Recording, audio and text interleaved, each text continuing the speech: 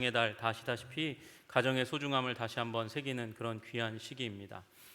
여러분이 기간 가운데 5월달 가정의 달 가운데 하나님께서 가정 안에 나에게 주신 그 역할과 사명을 잘 감당하시는 여러분과 제가 되기를 주님의 이름으로 축복합니다. 네, 우리 이 세상의 시기가 우리 산업혁명을 겪고 나서 굉장히 고도로 산업화된 시기가 되었고 이제 4차 산업혁명을 앞두고 있는 시기라고 이야기합니다. 그런데 여러분, 산업혁명의 시기 이후 우리 인류 가운데 오게 된 가장 중요한 변화는 분업이라는 현상입니다. 일을 나누어서 쪼개서 그래서 동일한 시간으로 거의 비슷한 시간으로 노동자들이 처음에 이제 나누어서 일을 했습니다. 그 일을 할 때에 아주 단순한 작업들을 많이 했잖아요. 나사를 끼우는 일들, 칠을 하는 일들, 각각 맡은 일들을 해내었습니다. 그런데 이 산업혁명의 시기 가운데 내가 하는 일이 별로 하찮고 중요한 일로 여겨지지 않아서 그 한 일을 소홀하게 여기고 나사를 끼우지 않게 되면 무슨 일이 일어날까요? 제품이 정상적으로 작동하지 않는 일이 일어나게 될 겁니다. 작동하더라도 얼마 지나지 않아서 금방 고장나는 일이 일어날 것입니다. 여러분, 자기 이 생산 라인 가운데 분업의 역할을 맡은 자기의 일을 소홀히 하게 되면 제품 전체가 망가지는 일이 일어나게 되는 거죠. 여러분, 마찬가지입니다. 우리가 사회 가운데 부여받은 사명이 있고 역할이 있습니다. 그런데 그 역할을 별로 중요하게 여기지 않고 그리고 그렇게 살아가다 보면 여러분, 직장에서의 자기의 역할 지위를 잊어버릴 수가 있습니다. 가정도 마찬가지입니다. 하나님께서 우리의 가정, 가장 소중한 가정, 하나님께서 두 개의 기관을 직접 만드셨잖아요. 가정을 주님께서 창조하시고 나서 가정을 만드신 줄로 믿습니다. 그리고 하나님께서 우리 예수 그리스도를 이 땅 가운데 보내셔서 예수 그리스도로 말미암아 교회가 만들어졌잖아요. 그렇죠? 여러분, 교회에서 우리의 역할과 사명이 있습니다. 잘 감당해야 됩니다. 그리고 가정에서 내게 주신 사명을 잘 감당해야 되는 줄로 믿습니다. 어른이면 어른답게 말을 무게 있게 해야 되는 것이죠. 또 부모면 부모로서 자녀를 잘 돌보는 것이 사명이고 목적입니다. 또 우리 배우자로서의 역할도 그 사명도 잘 감당해야 하는 것이죠.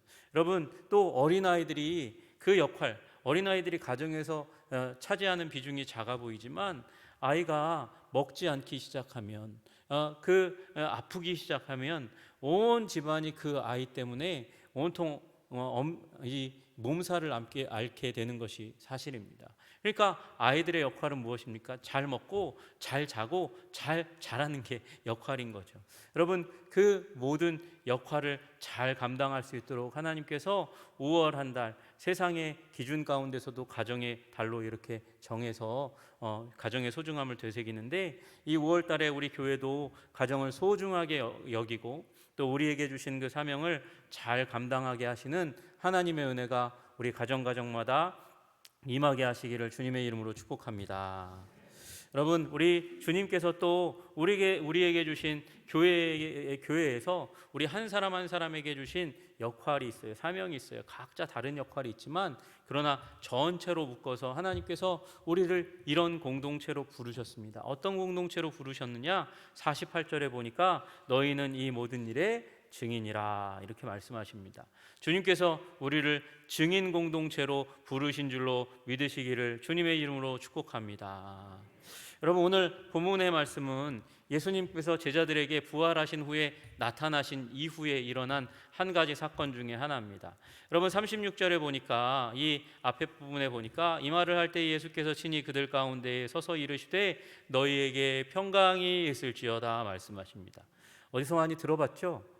우리 지난주에 말씀 가운데 우리 두 번의 만남 가운데 세 번에 너희에게 평강이 있을지어다 예수님께 말씀하셨다, 이런 말씀을 나누었습니다. 세 번에 걸쳐서 제자들 10제자에게 만나셨고 두 번에 걸쳐서 10제자에게 나타나셨고 그리고 11제자에게 나타내셨습니다. 그런데 오늘 이제 누가복음에서는 36절에서 40절까지를 그 두 번의 만남을 축약해서 하나로 이렇게 뭉뚱그려서 소개하고 있어요. 그리고 부활하신 예수님을 자꾸 의심하니까 영인 줄 알고 귀신인 줄 알고 그렇게 자꾸 의심하니까 부활의 몸으로 오셨다는 걸 알도록 하기 위해서 예수님께서 어떻게 하셨냐 하니까 여기 무슨 떡이 있느냐 물으시니까 여기 구운 생선 한 토막이 있습니다. 그래서 드려서 그것을 예수님께서 먹으셨다. 그래서 내가 몸을 입고 있다는 걸 제자들에게 다시 한번 확인시켜 주셨습니다.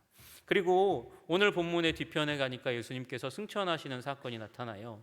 그러니까 예수님께서 부활하신 이후에 오순절 전까지의 부분에서 예수님께서 제자들과 함께 더불어서 한 40일의 시간을 같이 하시는 그 가운데 있었던 예수님의 가르침이 오늘 44절부터 49절까지의 내용입니다. 예수님께서 그 시간에 무엇을 하셨냐 보니까 성경을 강해하셨어요. 보니까 이르시되 내가 너희와 함께 있을 때에, 그러니까 죽고 부활하시기 이전에 너희들과 만났을 때 무슨 일을 했냐, 무슨 얘기를 했냐 보니까 곧 말한 바, 곧 모세의 율법과 선지자의 글과 시편에 나를 가리켜 기록된 모든 것이 이루어져야 하리라 한 말이 이것이다. 그러니까 예수님께서 그 이전에 제자들에게 성경을 강해하며 이미 말씀하셨는데 그 일이 지금 이걸 가리키는 거야. 이게 뭘까요? 예수님의 죽으심과 부활을 의미하는 거예요. 근데 그걸 뭐를 통해서 예수님께서 이미 가르치셨다고요? 여러분, 여기 모세의 율법과 선지자의 글과 시편을 통해서 말씀하셨대요. 여러분, 율법이 무엇입니까? 율법은 모세 오경을 의미합니다. 이걸 유대인들은 토라라고 부릅니다. 모세의 오경, 토라, 율법서를 얘기합니다. 그리고 선지자의 글이라고 얘기하는데, 우리 선지자의 글을 우리 언뜻 생각하면 우리는 대선지서, 소선지서 이렇게 얘기해서 예레미야, 에스겔, 다니엘, 그리고 이사야 이렇게 해서 쭉 말라기까지의 이 선지서를 얘기하는 줄 압니다. 그런데 여러분, 이 대선지서와 소선지서를 포함해서 여호수아부터 시작해서 열왕기까지의 역사서도 사실은 선지자의 글로 그렇게 포함시킵니다. 그래서 유대인들은 이 선지자의 글을 네비임이라고 부릅니다. 네비임이라고 불러요. 그리고 여기 시편이라고 되어 있는 말은 단순히 시편, 우리 150편에 해당하는 말씀이 아니고 여러분, 지에서 시가서 모든 걸 다 포함하는 말입니다. 이걸 다 가르쳐서 케투빔이라고 부릅니다. 유대인들은. 그러니까 율법, 토라, 선지자의 글, 네비임, 그리고 시편, 케투빔이라고 부르는 구약 성경 전체를 예수님께서 가르치셨다는 거예요. 이 토라와 네비임과 케투빔의 첫 자음을 따가지고 들은 구약 성경을 뭐라고 불렀냐면 타나크라고 불렀어요. 그러니까 구약 성경 전체, 타나크 전체가 누구에 대해서 얘기하냐? 예수님이 가르치신 내용이라는 거예요. 예수님이 가르치신 내용인데 그 내용이 뭐냐 보니까 46절에 이르시되 이같이 그리스도가 고난을 받고 제3일에 죽은 자 가운데서 살아날 것. 예수님께서 공생애 동안 가르치신 내용이 다른 게 아니고 구약 성경의 내용이었고, 구약 성경의 내용의 핵심을 예수님께서 추려서 가르쳐 주셨는데, 그 그리스도가 오셔서 고난받고 죽고 부활할 것에 대해서 말씀하셨다는 것이죠. 여러분, 그걸 제자들 앞에 부활하신 예수님께서 나타나셔서 가르치시는 거예요. 가르치시는데 그 가르칠 때에 그들의 마음이 열렸어요. 왜 열렸습니까? 하나님께서 열어주시니까 열리죠. 45절에 보니까 이에 그들의 마음을 열어 성경을 깨닫게 하시고, 예수님께서 그들의 마음을 열어서 깨닫게 하시는 거예요. 깊이 깨닫게. 그 이전에도 이 얘기를 안 한 게 아닌데 깊이 깨달아지는 역사가 있게 된 줄로 믿으시기를 주님의 이름으로 축복합니다. 부활하신 예수님께서 말씀하시니까 아주 그냥 말씀이 가슴 가운데 콕콕콕콕 박혀서 떠나지 않게 되는 거죠. 기억되게 되는 거예요. 그런데 예수님께서 거기서 끝나지 않고 구약 성경에 한 개의 주제가 더 있다고 말씀하세요. 예수님의 오셔서 고난받으시고 죽으시고 부활하시고 승천하시는 이 복음의 본질, 그 복음의 영광 말고 또 그 성경에 나타나는 또 하나의 중요한 주제가 있다고 예수님께서 말씀하세요. 47절에 보니까 그의 이름으로 죄사함을 받게 하는 회개가 어디서부터? 예루살렘으로부터 땅 끝까지 전파될 것에 대해서, 모든 족속에게 전파될 것에 대해서 기록된 것을 예수님께서 말씀해 주셨습니다. 여러분, 제가 방금 말씀드린 구약 성경 타나크, 토라와 네비임과 케투빈, 이 전체 타나크를 지으신 분이 누구시죠? 하나님이시죠. 그죠? 성령의 감동으로 지음 받았습니다. 여러분, 근데 이 말씀이 육신이 되어 이 땅 가운데 오신 분이 누구라고 말씀하세요? 예수님이라고 말씀하세요. 그러니까 예수님이 이 말씀 구약 성경을 지으셨고 이 말씀의 저자가 예수님이세요. 근데 예수님이 오셔가지고 이 땅 가운데 오셔서 죽으시고 부활하시고 지금 뭐 하고 계신 거예요? 저자 직강을 다시 한번 하고 계시는 거예요. 저자 직강. 여러분, 그 책을 가장 잘 알고 있는 분이 누굽니까? 저자예요. 저자. 예수님께서 성경을 저자이신 그분께서 직접 말씀하셔서 요점 정리해 주셨는데 요점이 하나가 뭐냐면 복음의 영광이라는 겁니다. 그리스도가 이 땅 가운데 오셔서 죽으시고 부활하신 거, 이게 복음의 본체 중심이에요.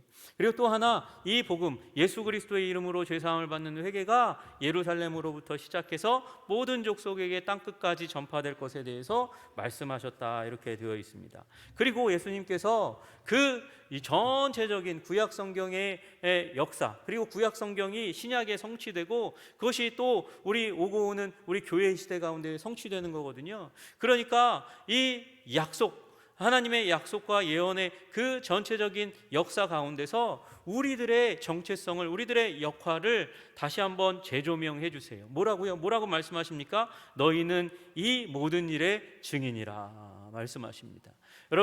여러분과 제가 증인으로, 이 예수 그리스도의 놀라운 죽으심과 부활의 사건의 증인으로 부름받은 줄로 믿으시기를 주님의 이름으로 축복합니다.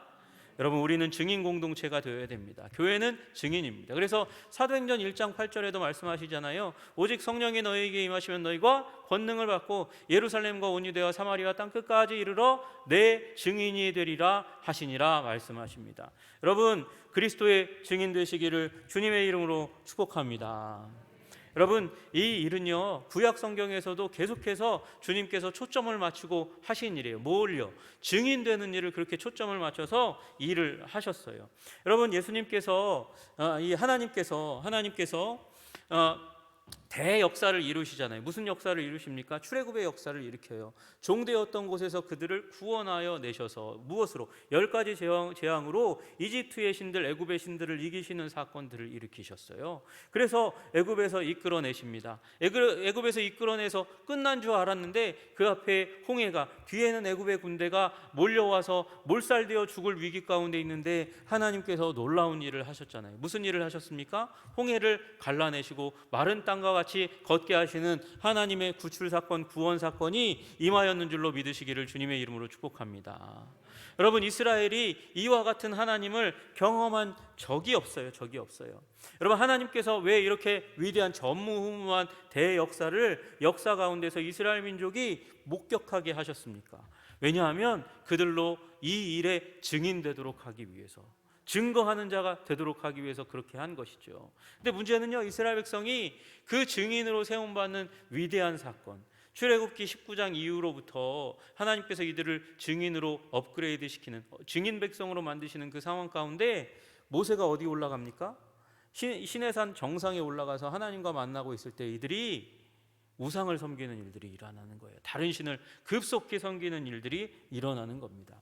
여러분, 이게 안타까운 일입니다. 이때에 그들이 정말 바로 서서 하나님을 예배하고 그리고 모세의 내려옴을 기대했더라면 이스라엘 민족은 위대한 증인 민족으로서 역사 가운데 탁월하게 쓰임 받았을 거예요. 근데 그 순간 이 우상 숭배에 빠지게 되는 것이죠.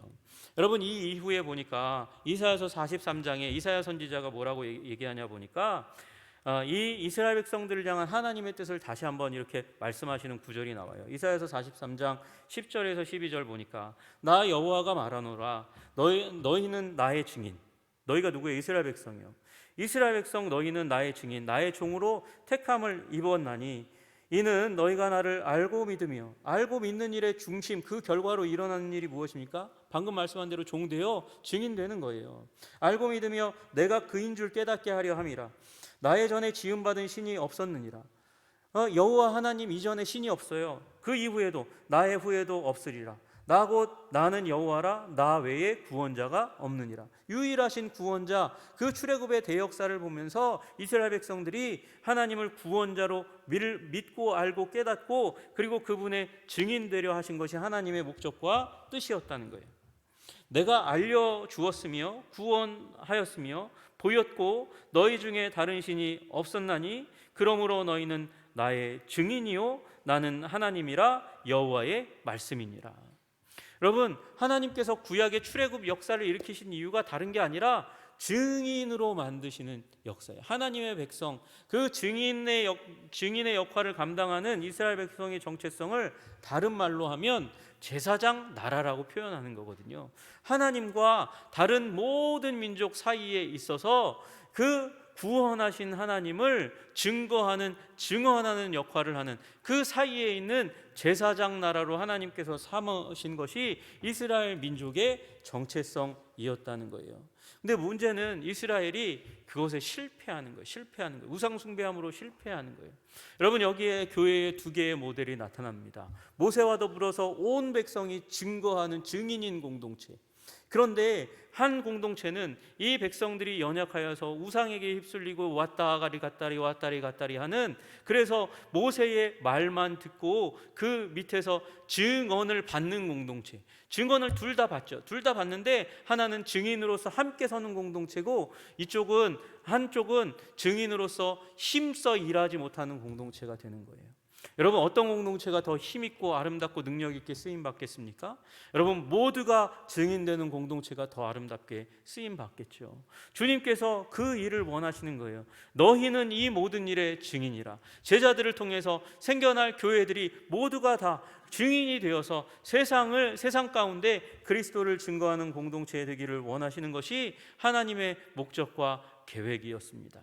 그리고 이 일, 구약의 일들보다 더 위대한 일, 출애굽의 역사보다 더 위대한 일을 예수님께서 보여주신 거예요. 그의 인생 가운데 보여주신 거예요.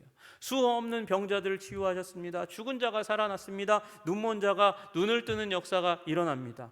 귀 먹은 자가 귀가 열리는 일이 일어나게 됩니다. 여러분, 예수님의 사역을 통해서 하나님이 살아계시는구나 알고 깨닫게 하시는 게 예수 그리스도의 사역의 목적이었어요. 거기서 끝나지 않고 예수님은 죽으셨습니다. 죽으셨으니 끝났어요. 끝났다고 여겼어요. 근데 죽음을 이기시고 승리하시고 무덤을 열고 빈 무덤을 만드시고 부활하신 줄로 믿으시기를 주님의 이름으로 축복합니다. 그리고 예수님께서 말씀하시는 거예요. 너희는 이 모든 일의 증인이라고 말씀하시는 거예요. 여러분, 증거하시는 여러분 되시기를 주님의 이름으로 축복합니다.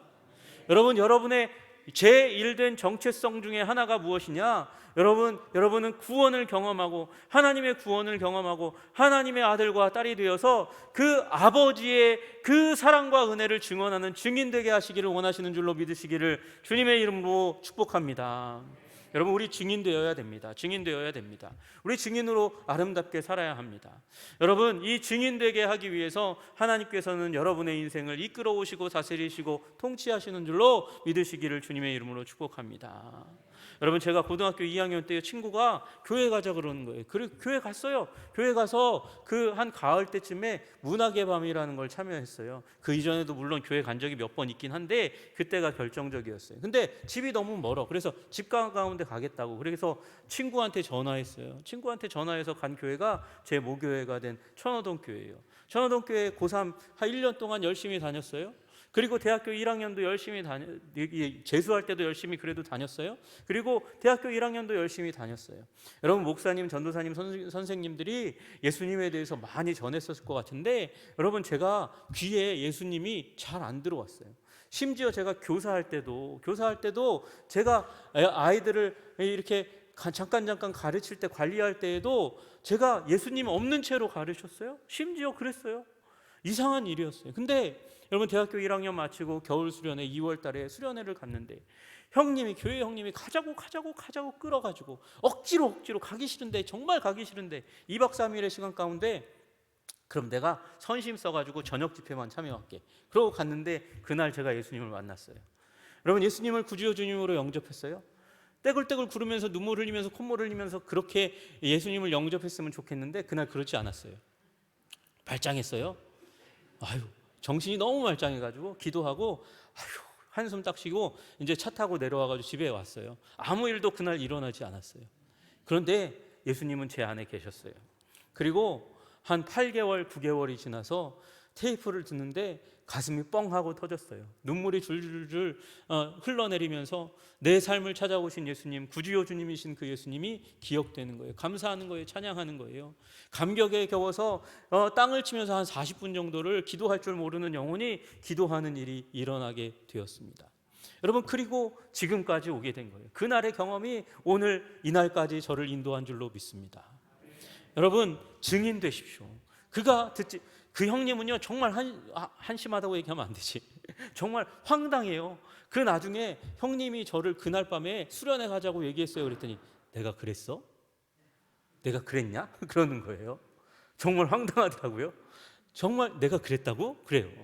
제 인생을 만든 건 그 형님의 초청인데 그 형님은 정작 기억도 못 하더라고. 여러분, 그러나 그렇게 이끄는 이끌음을 통해서 한 사람의 영혼이 변화되는 줄로 믿으시기를 주님의 이름으로 축복합니다. 증언하십시오. 증인입니다. 증언하셔야 증인되는 그 삶의 부요와 풍성을 누릴 수 있는 줄로 믿으시기를 주님의 이름으로 축복합니다. 여러분, 어디서부터 그러면 증인이 될까요? 여러분, 여기 말씀에 뭐라고 되어 있어요? 예루살렘에서 시작하여라고 되어 있잖아요. 어디까지? 모든 민족에게 땅끝까지 가야 됩니다. 여러분, 사도행전 1장 8절의 말로는 예루살렘과 온 유대와 사마리아 땅끝까지 이렇게 되어 있어요. 이걸 선교학자들이 좀 나눴습니다. 나눠서 이 예루살렘은 어디냐 보니까 우리 내문화권 가운데 교회에 다니는 사람들, 이 사람들에게도 복음을 증거해야 된다. 누구에게요? 내문화권 안에 있는 교인들에게도 복음을 전해야 된대요. 여러분, 제일 불쌍한 사람이 누군지 아세요? 교회 다니는데 복음을 몰라서 지옥 가는 사람이 제일 불쌍한 사람이에요. 그죠? 그래서 여러분, 우리 한성의 공동체 가운데서도 믿음이 연약해 보인다 생각되시면 복음을 전하시는 일이 일어나기를 주님의 이름으로 축복합니다. 사형리, 브릿지, 전도폭발 아무거나 상관없어요. 그걸 통해서 복음의 본질을 설명해 주는 거예요. 나아가서요, 유대는 어딘가요? 내문화권이긴 한데 교회 밖에 있는 사람들에게 복음을 전해야 한다, 이렇게 얘기하는 신학자가 있는 거예요. 여러분, 우리 문화권 교회 문턱 나가도 우리 교회 안과는 너무나 다른 예수 그리스도에 대한 태도가 보이잖아요. 그들에게 복음 전하시는 여러분 되시기를 주님의 이름으로 축복합니다. 여러분, 여기까지가 안이에요. 안쪽. 예. 여러분, 안에예요. 여러분, 안에서 새는 바가지 바깥에서도 새죠. 그죠? 다 아시다시피 이게 나쁜 의미이긴 한데 여러분, 이 안에서 복음 전한 사람이 밖에서도 복음 전할 수 있겠죠.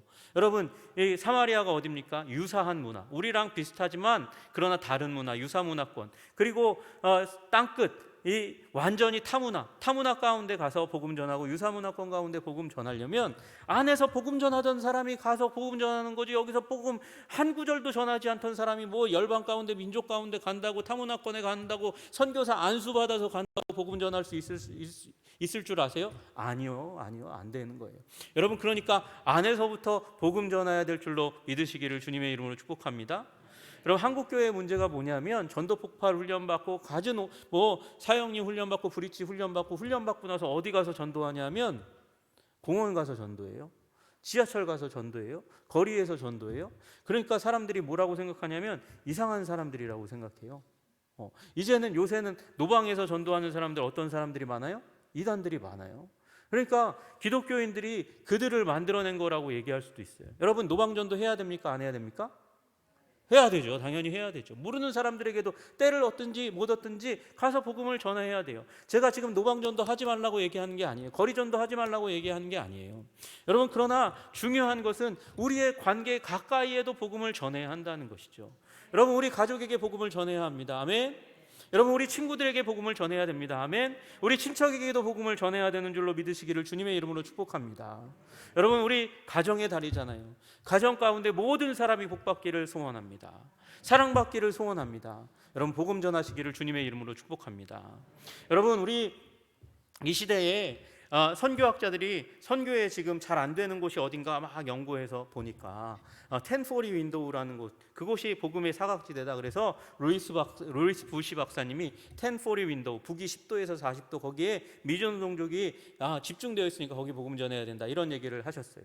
그리고 한 10년 전에 또 하나를 얘기하십니다. 414 윈도우가 있다는 거예요. 거기에 복음을 집중적으로 쏟아부어야 된다는 거예요. 414이 어딘가 봤더니 4살부터 14살, 이 어린아이들에게 복음을 전해야 한다는 거예요. 여러분, 심지어 우리 선교계에서는 나인 프론티어스라고 정했습니다. 나인 프론티어스가 뭐냐면 이 전방이에요. 전방. 복음이 없는 9개의 전방 지역이 있는데 그 중에 하나가 세상의 절반, 25세 이하가 전 세계 인구의 반인데 이곳 가운데 복음이 엄청나게 미도달해 있다는 거예요. 복음이 없다는 거예요. 여러분, 우리가 이 모르는 사람 X, 수학에서도 미지의 수 X가 문제인데 우리 전도에서도 미지의 사람 X, 우리가 모르는 사람에게 가서 복음을 열심히 전하는데 복음을 전하는데 그 사람들이 복음을 들어도 교회에 잘 오지 않는 일이 일어나요. 일어나니까 무슨 일? 제자화되지 않고 그리스도를 따르는 증인이 되지 않는 일들이 일어나는 거죠. 여러분, 그들을 교회로 이끌어서, 우리 불신자들을 교회로 이끌어서 제자 삼는 게 우리 교회의 사명인 줄로 믿습니다. 증인된 일의 사명인 줄로 믿습니다. 그런데 그 일 가운데 가장 중요한 일이 우리 가까운 사람들을, 우리 가족들을, 우리의 자녀들을 데리고 와서 그들을 축복하고 그리스도의 사람으로 만드는 일인 줄로 믿으시기를 주님의 이름으로 축복합니다. 루이스 보시 박사님이 414을 얘기했어요. 4살부터 14살. 여기가 복음에 대한 수용성이 엄청나게 높다는 거예요. 복음을 전하면 쑥쑥쑥쑥 그리고 받아서 먹는다는 것이죠. 그런데 그뿐 아니라 이 4살부터 14살의 연령대에 있는 분들이, 우리 어린이 청소년들이 복음의 가장 강력한 전도자가 될 수 있다는 거예요. 14살 딱 넘어가면 그때부터 벌써 복음 전하는데 여러 가지 잡음들이 끼요. 사람들이 나를 어떻게 생각할까? 나의 직장에서, 학교에서의 삶의 체면들이 자꾸 생각나는 일이 일어나는 거예요. 그런데 주님은요, 여러분, 이 세대를 복음화하면 이들은 꺼리낌 없이 나아가서 친구들에게, 부모님에게도, 이웃들에게도 복음 전하는 탁월한 복음 전도자가 될 수 있다고 이야기하는 것입니다. 여러분, 우리 이 5월 가정의 달에 우리 가정 구원을 기도하시고 힘쓰시는, 집중적으로 기도하시는 여러분과 제가 되기를 주님의 이름으로 축복합니다. 특별히 우리의 자녀 세대를 복음화하는 귀한 시간이 되기를 주님의 이름으로 축복합니다. 여러분, 이제 이 광고가 딱 끝나면 광고 시간에 우리 아이들이 여기 쭉 앞에 설 거예요. 지난주 광고 드린 대로. 그리고 우리 준비하신 분들이 작은 선물을 하나하나 그 준비된 봉투에다 넣겠죠.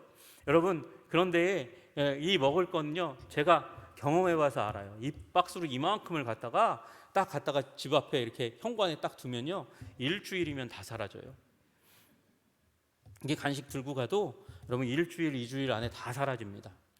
근데 여러분, 우리 준비하신 분들이 그 선물을 전해주면서 머리를 쓰다듬으면서 말하는 그 말이 복음이 될 줄로 믿습니다. 예. 그 복음을 증거하는 거예요. 여러분, 나는 안 가져왔는데 아이고, 저분들이 선물 주는 동안 나는 소외되어 있구나. 그거 아니고요. 여러분, 선물을 나누어 줄 때 같이 기도해 주십시오. 우리를 대표해서 드리는 것일 뿐이에요. 우리를 대표해서 드릴 때에 우리가 기도합니다. 주님, 저들이 축복의 말을 듣고 하나님의 사람이 되게 해 주시옵소서. 그 증인이, 그리스도의 증인이 우리가 오늘 이 시간 되어지고 저들이 그 말을 받아서 그리스도의 증인이 되게 하여 주시옵소서. 기도할 때 우리 한성의 재단의 모든 어린아이들이 그리스도의 충성된 제자가 되게 하시는 은혜가 임할 줄로 믿습니다. 아멘. 기도하겠습니다. 존귀와 영광과 찬양을 받으시기에 합당하신 주님, 주님께서 이 5월 우리 부활하신 주님을 바라보면서 우리 공동체를 증인의 공동체로 삼아주시고 우리 가족과 친구와 친지들을 향한 아버지 증인이 될 수 있도록 주님 특별히 역사하시고 인도하여 주시옵소서.